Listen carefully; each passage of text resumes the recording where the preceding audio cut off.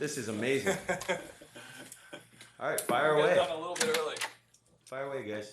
You guys want Tua? He's up right now. Two. Yep. Nice. Okay. Sorry. I understand your question, but I will not answer it. Next. Well, I got a question before everybody gets here, because off the football. Yep. With the holidays coming up, you know, what's the worst Christmas present you've gotten? And what's the best Christmas present you've gotten? And now that you're in a different tax bracket, you have to play Santa Claus for your entire family. Yeah. I would say when I was young, being a kid, you probably want toys like Nerf guns, things like that. I got socks from someone, and as a kid, that was probably me thinking then that was probably the worst thing I thought I'd gotten. The best thing I think that I'd gotten was it was like one of those charger, like you could charge like the like an ATV or something. And then there was really no brakes on it. You just had like a pedal when you sat on it on the right side. And when you released it, it would stop going. That was probably the best gift I had growing up as a kid that I can remember. And then for my family, and then, you know, for a couple of for the O linemen, and then, you know, a couple of the guys. Tyreek makes it hard for you not to try to get everyone something. So we'll see how that goes. But, you know, it's hard for me to get my family things because I feel like, you know, most of the things that I've gotten them was all that they've wanted. So, yeah. And then the O-line, those guys are always appreciative of anything. But, you know, I'm going to have to do something good for these guys this year. You had like the scooter from Tyreek. Yeah. Yeah. I appreciated Tyreek doing that for the entire team. I gave mine to someone, you know, who didn't have one. But I do appreciate Tyreek thinking of all of us. But yeah. So your experience with Monday Night Football and you showing everybody your guitar skills and ukulele skills, like, can you tell us a little bit about that night? Yeah, that was an audio recording. I don't know how to play the guitar, so don't ask me how to play the guitar. I'm kidding. Yeah, it was cool. I have a lot of instruments at my house, and I just, like, to me that's a getaway for me to play music. I do my best to teach myself how to play things. Taught myself how to play the guitar, how to play the bass. Was teaching myself how to play the drums, and some piano. My mom can play piano, you know, by notes, and I don't know it by those. To me, it's through hearing and then through progressions of chords. And yeah, I mean, I grew up in choir, so I grew up around music in church. Did you start off with like Guitar Hero too, and you know, play kind of those and kind of grow on that? Yeah, I did start out playing Guitar Hero, and then I knew how to play the ukulele before I knew how to play any other instrument, and then from there I had a couple buddies that played the guitar, and I thought it was really cool that they knew how to play it, and the way they played it made it sound really good, and so I wanted to get really good at that. So you know, you go on YouTube, you learn CFG, and then you build it off from there. And then your picking skills come alive as well, and then you just use your imagination from there. Disrupt the fun. I know. You're good, bro. It had to happen at some point. Yeah, I know. Earlier, early in the season, we talked to you so much about like what you did during the off season to stay healthy and protect yourself. I was curious. You know, I know different quarterbacks have various stuff they do during the week in terms of recovery and whatnot. I was curious if there's anything in particular you do or have picked up to make sure your body's fresh and in the best state. Yeah, I got a process and a routine that I do with our head of strength and conditioning with Dave. We have a routine with after games and then throughout the week.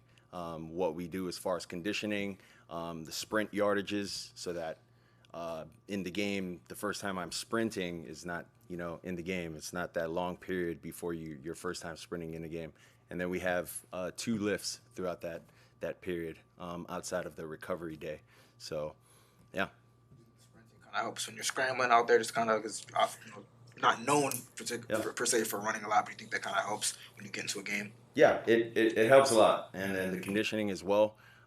There's only so many times we can run full speed reps of keepers or extending the plays in practice with our guys running full speed. So I got to find other ways to, keep myself in check with that. How often do you cold tub and or recovery chamber? I've never been in any of those chambers or the especially cold thing you stand in. Do you use any of those three things? I use the cold tub every day.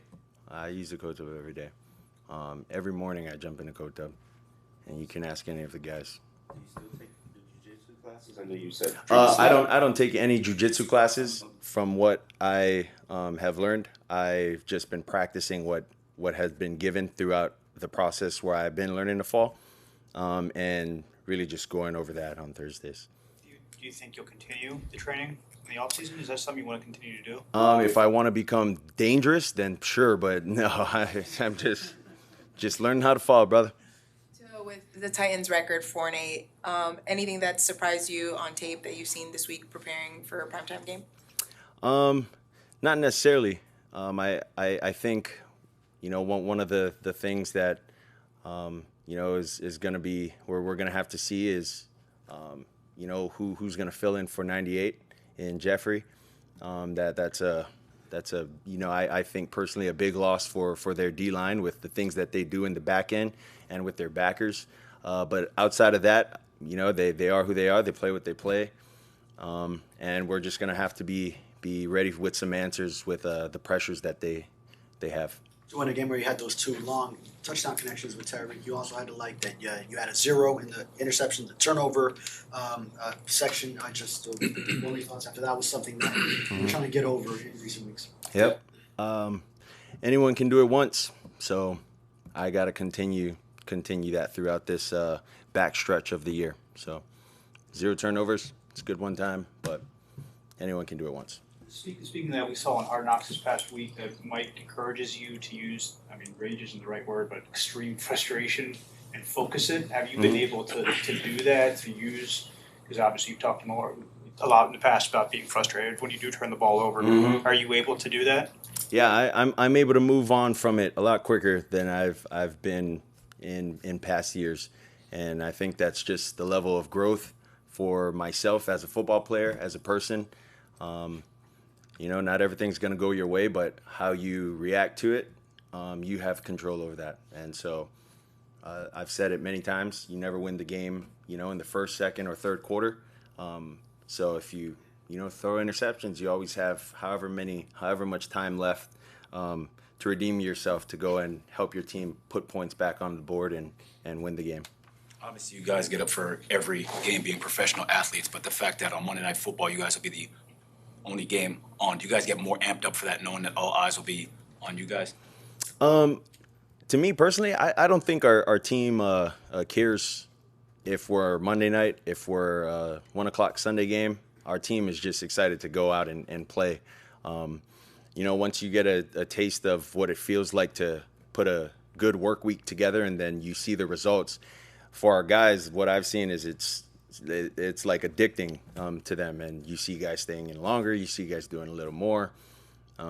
So yeah, I don't think any of us necessarily matter if it's a primetime game or not. We just want to go out there and play. How do you feel about Austin Jackson as your long-term Oh, blindside? that was awesome. That was awesome. Can we all give him a round of applause, please? Seriously, can we all give him a round of applause? I'm not saying you guys, but it could be you guys. The media, everyone wants to say whatever they want to say about Austin Jackson, but it's almost like a heroic story or something for how he's turned his career around within last year up to this year, and all the things that's been said about him. I'm very proud of him. I know he's very happy, but out there at practice you wouldn't see it because of the person that he is.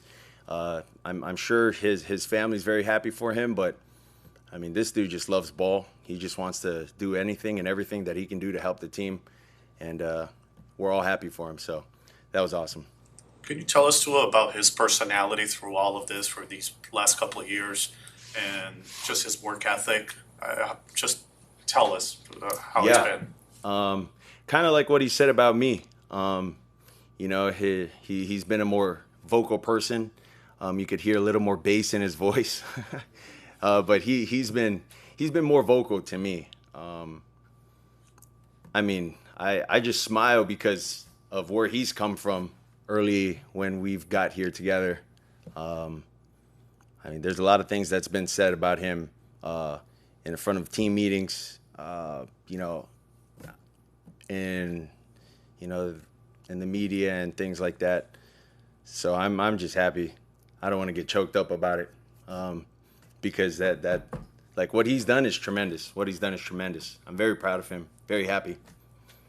So I'm just wondering, in the moment in the game where you identify Tyreek Hill has a single man coverage on him, and the safety's not going to be able to get there, what is going through your head? What are you thinking in that moment?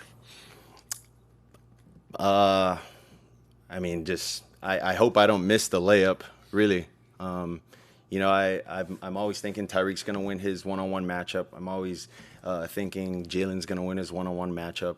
So it's really based off of, you know, if it's a one high look and they're playing man, it's really off of where the safety goes. And if it's not a matchup deal, then we'll just read it throughout the progression of the play. But outside of that, it's just don't miss the layup. You meant past years on it. Just to clarify, you meant past years. Things were said about Austin Jackson in meetings, right? Not this year. Yeah, Past not this year. years. Past years. Yeah, it's awesome. It's truly remarkable to sit in those meetings, have things told about you that you know aren't true, but they get planted in your head, and you have the media on you as well, and then you have someone like Mike and his coaching staff come in and basically just build you back up. And it's not just Austin; it's really everyone that's been here, you know, for some time, and kind of give you that renewed confidence in yourself to just go out there and be yourself and play the way you've played. That's why, you know, the organization chose you. You see the fruits of his labor. So I'm very happy for him. And, you know, I think we'll probably have a couple of other guys as well, hopefully within the near future. So I'm excited about that. Thanks, Tim. Thanks, guys. Appreciate it. Thank you.